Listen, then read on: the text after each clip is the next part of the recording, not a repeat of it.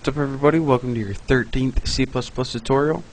In this tutorial I'm going to be teaching you guys how to do a while loop. Now what a while loop is, excuse me, got whooping cough. What a while loop is pretty much a for loop without all the beginning variables in it. It pretty much is a naked for loop. It pretty much just has the test condition in the body. So the first thing that we're going to want to do is declare a variable. Just make it a basic integer variable and set it equal to whatever you like. I'm going to set mine equal to 1.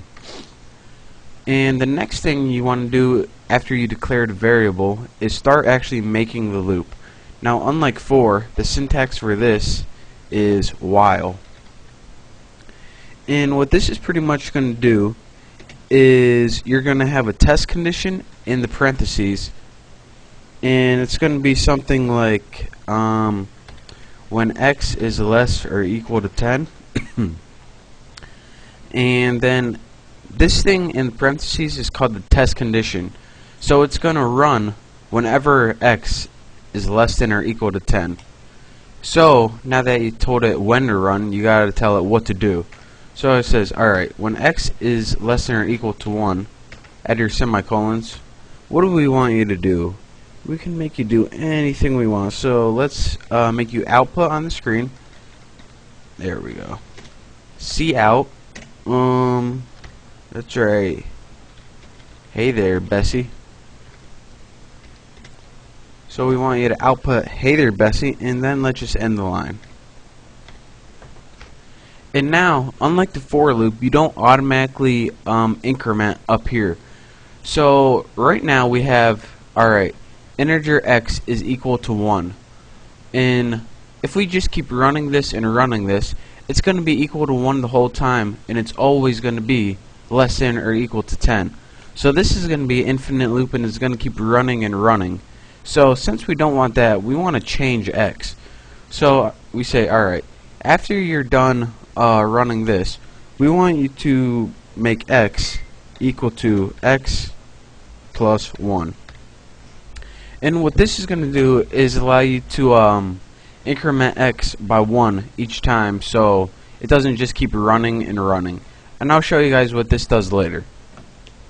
But again, to recap, you have your syntax for your while loop. This is called your test condition right here, and this in the semicolons, this is called the body.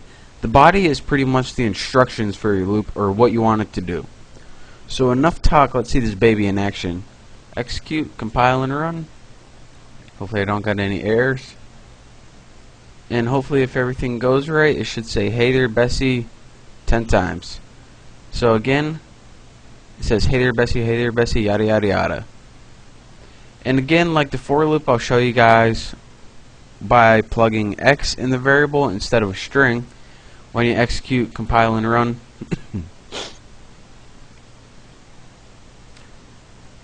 Right now, in this case, it outputs 1, 2, 3, 4, 5, 6, 7, 8, 9, 10.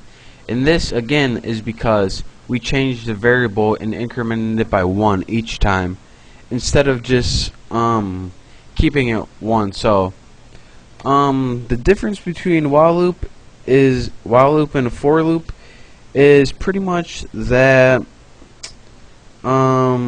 it's pretty much just stripped of all this at the beginning, and you increment it in your body instead of your test condition.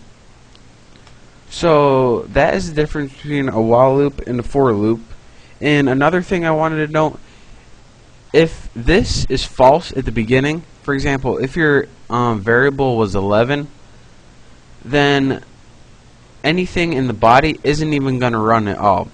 So in order to this to run at all, this test condition needs to be true. If it's false, your body isn't going to run at all. But I'm sure you guys could figure that out. So those are pretty much the syntax and the basics to a while loop.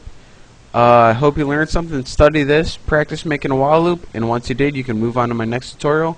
So thanks for watching. Bye.